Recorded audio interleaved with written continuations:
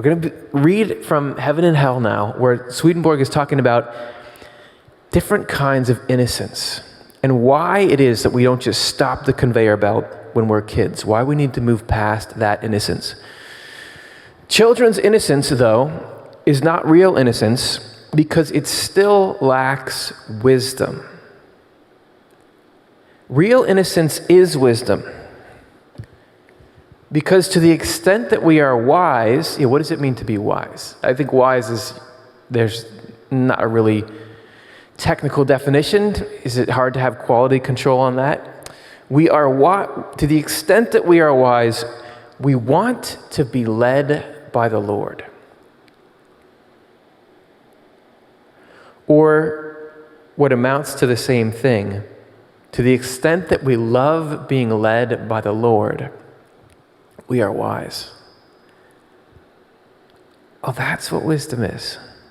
I thought it was knowing a lot of stuff. I thought it was being smarter than people.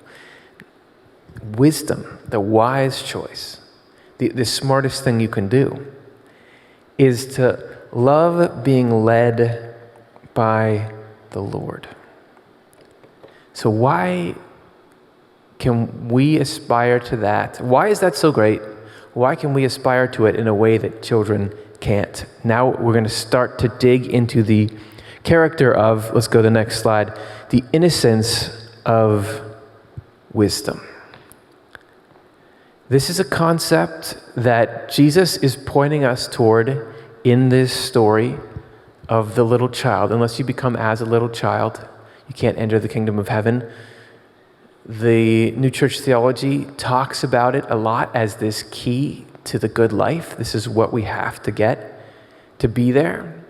And it is a state in which we have chosen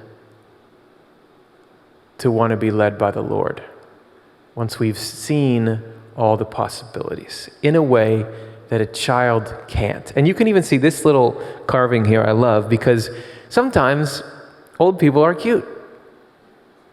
It's just true. And it's not meant to be condescending, but there's just something playful about some of the wonderful age bonus people I've been around, where after this whole lifetime of struggles and tribulations and scars, there's this playfulness that you can get to.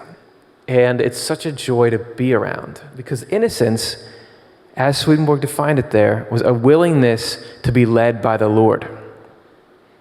That this is how you get that wisdom, is that you love to be led by God. Which, by the way, being led by God means being led by the love that characterizes God. So we all are what we love. This is what makes you you if you boil it down to its core.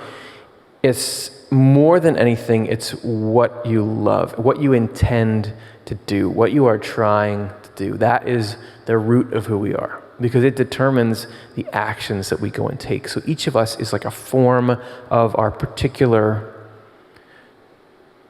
desire or our particular love for things. And God's love, the essence of who God is the desire to come in and save or make happy or give the good life to every single person. So as we tap into that, as we love to be led by that, because we've got all these different kinds of desires out in front of us, what is good, intending and doing good, is loving the Lord. And loving what is true is loving their neighbor. So there's a reason. It's a rational innocence. It's not just the childlike innocence is wow, overwhelmed innocence, which is great. But what we're heading for is a rational innocence.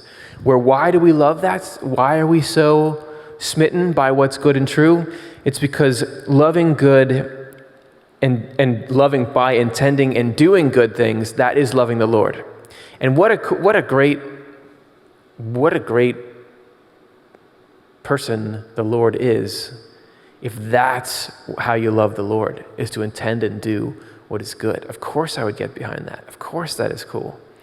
And then loving what is true is loving the neighbor, because the more that we have pursuing the truth and have fealty and loyalty to the truth, the more we are trying to help our fellow human beings.